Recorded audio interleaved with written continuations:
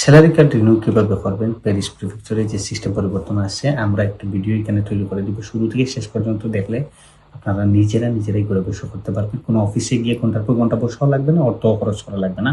যেহেতু আগে গন্তব্য নিয়ে যাইতে হইতো, আর এখন দেমাগ সাম্প্লিফিতে আবেদন করতে হয় সমস্ত ডকুমেন্টস দিয়ে। তো কথা না বাড়িয়ে আপনারা ভিডিওটি দেখতে থাকুন এবং শেয়ার করে ছড়িয়ে দিবেন। আমাদের শুভেচ্ছা, খুব সুন্দর করে ভিডিওটি তৈরি করছে। শুরু থেকে শেষ পর্যন্ত আপনারা দেখলে নিজেরাই করতে পারবেন। নিজের আবেদন নিজে করুন। কোনো অফিসে গিয়ে ঘন্টার পর ঘন্টা বসা, অর্থ খরচ করা কোনোটাই যাতে না হয়। এই ভিডিও দেখলে আপনারা নিজেরাই আবেদন করতে পারবেন। আসসালামু আলাইকুম, সবাইকে স্বাগতম। আমি শুভেচ্ছা আইসা পক্ষ থেকে। আপনারা অনেকেই হয়তো এখন আর রন্ধব নিতে পারছেন না রিনিউর জন্য। তো আপনাদের জন্য এই ভিডিওটি, যারা রিনিউ করতে চান কার্ট de séjour salarié। এই ভিডিওতে আমি আপনাদের স্টেপ বাই স্টেপ বলে দিব কিভাবে আপনি আপনার ফাইলটি রিনিউর জন্য démarche simplifiée-তে আবেদন করবেন। প্রথমেই আপনি গুগলে গিয়ে প্রেফেকচার de police লিখে সার্চ করবেন। সার্চ করার পর আপনি ডিরেক্ট প্রেফেকচার de পুলিশের প্রথম যে লিঙ্কটা আসে ওইটাতেই চলে যাবেন। যাওয়ার পর আপনি এখানে démarche et services en ligne এটাতে যাওয়ার পর un particulier, এরপর étape 2 তে যাওয়ার পর ressortissants étrangers, তারপর étape 3 তে যাওয়ার পর les titres de séjour pour les non européens। তারপর আপনি এখানে অপশন পেয়ে যাবেন vous souhaitez renouveler votre titre de séjour। তো এইখানে যাওয়ার পর আপনি নিচে যাওয়ার পর এখানে দেখতে পাবেন যে স্যালারিয়েদের জন্য নতুন একটা অপশন খুলছে তারা, যেটা démarche simplifiée-তে আপনি ডিরেক্টলি অ্যাপ্লাই করতে পারবেন। তো এখানে আপনি দেখতে পাচ্ছেন যে স্যালারিয়েদের জন্য তারা এই অপশনটা রাখছে, যেটা আমি ব্লু করে আপনাদের দেখাচ্ছি। তো এখানে démarche simplifiée লিঙ্কে আপনারা ডিরেক্ট ক্লিক করবেন। démarche numérique। আগে এটা ছিল démarche simplifiée, এখন démarche numérique হয়ে গেছে। সো আমি যে কোনো একটা অ্যাকাউন্ট থেকে একটা আপনাদের জাস্ট দেখানোর জন্য এটা অ্যাপ্লাই করতেছি। তো আপনি এখানে আপনার যদি অ্যাকাউন্ট না খোলা থাকে, আপনি অবশ্যই একটা অ্যাকাউন্ট খুলবেন। খোলার পর এখানে কানেক্ট করার পর আপনি এখানে আপনার ইনফরমেশন দিতে পারবেন। তো d'abord আপনি দিবেন আপনার prénom, তারপর nom। আমি জাস্ট এক্সাম্পল দেখানোর জন্য আপনাদের এভাবে দেখাচ্ছি। তারপর আপনার date de naissance, এরপর আপনার জন্মস্থান, এরপর আপনার দেশ মানে বাংলাদেশ, তারপর আপনার ন্যাশনালিটি যেটা,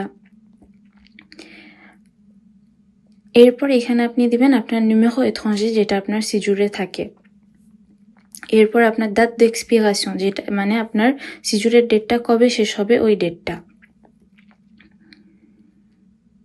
এখানে আপনি দিবেন আপনার ইমেল অ্যাড্রেস। এইখানে আপনি আপনার ফোন নাম্বারটা দিবেন, যে নাম্বার আপনার আনেফে দেওয়া। এইখানে আপনি আপনার অ্যাড্রেস দিবেন। অবশ্যই আপনার অ্যাড্রেসটা প্যারিসের আওতায় হতে হবে।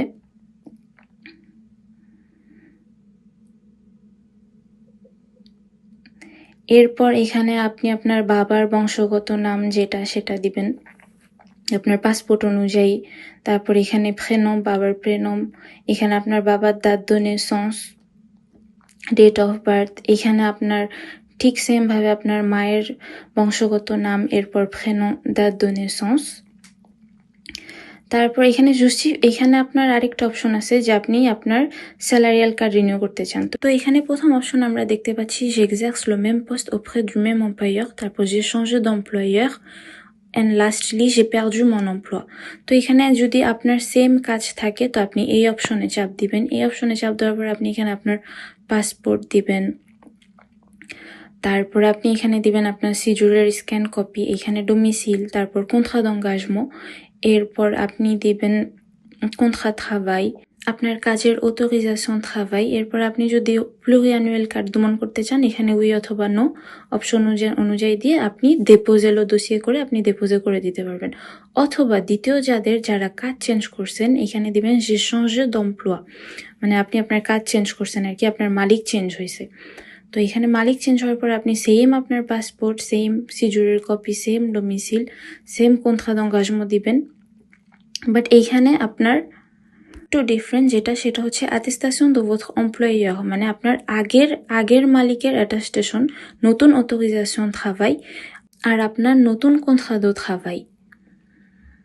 এরপর আপনি যদি এখানে কার্ড দে séjour pluriannuel মানে 4 বছরের কার্ড দমন করতে চান, সেখানে উই দিলে আপনার OFIR contrat d'intégration দিতে হবে, তারপর A2 সার্টিফিকেট দিতে হবে, প্লাস সিভিক পরীক্ষার রেজাল্ট দিতে হবে আপনার এখানে।